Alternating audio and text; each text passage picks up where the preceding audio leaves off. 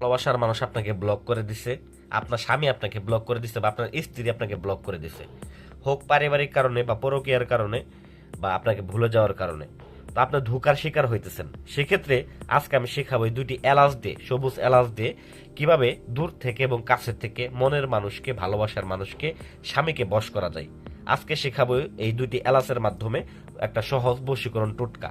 এই বশীকরণ টোটকাটি কাজ করার জন্য শুধুমাত্র দুইটি এলাচ নিতে হবে আপনাকে, এরকম দুইটি এলাচ নিতে হবে, এবং যাকে বশ করবেন দেখেন এরকম করে তার নাম নিতে হবে। দেখেন আমি নাম লিখে নিছি এবং দুইটো এলাচ নিছি।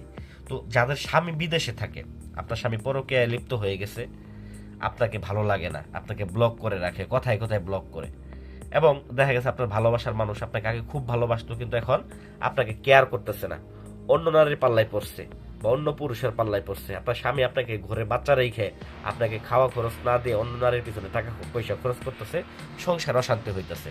শুধুমাত্র এই দুইটা লবঙ্গ সঠিক ব্যবহার করবেন। আমি বারবার বলে দিই, ভুল নিয়মে বিপদে পড়বেন। যদি সঠিকভাবে ব্যবহার করেন ফলাফল পাবেন 100%।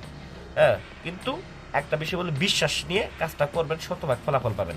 এই দুইটা এলাচের কাজটা অত্যন্ত পরীক্ষিত এবং কি পাওয়ারফুল কাজ। এটা প্রাচীন বিদ্যা থেকে আপনাদেরকে দিলাম যাতে করে আপনার নিজেদের কাজ নিজেরা সমাধান করতে পারেন।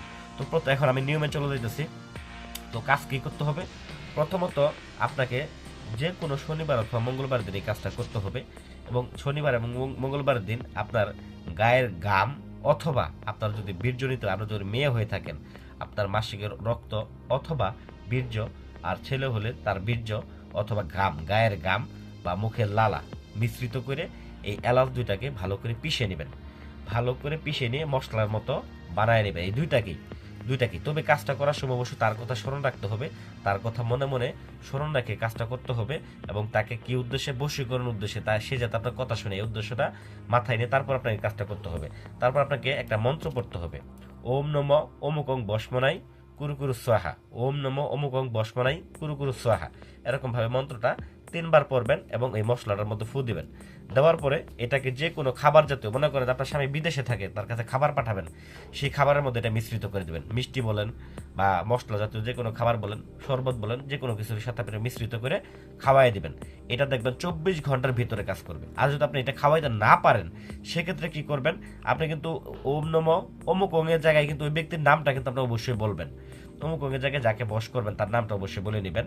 এবং যদি আপনি এটা তাকে সরাসরি খাওয়াইতে না পারেন, সেক্ষেত্রে এই মশলাটা বানায় প্রথমত আটার সাথে বা ময়দার সাথে রুটি বানায় নেবেন।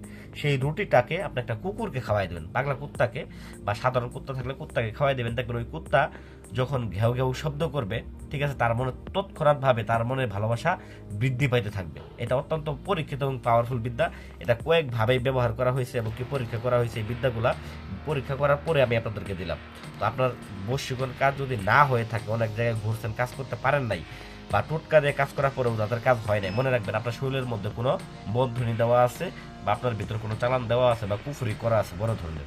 যারা বড় ধরনের কুফরি কাটাইতে চান বা বশীকরণ করতে চান, আপনারা পারতেছেন না, সেক্ষেত্রে আমার স্ক্রিনে নাম্বার যোগাযোগ করতে পারেন বা কমেন্টে দেওয়া নাম্বার যোগাযোগ করতে পারেন। আমি সম্পূর্ণ নিজের দায়িত্ব নিয়ে আপনার কাজ সমাধান করে দেবো।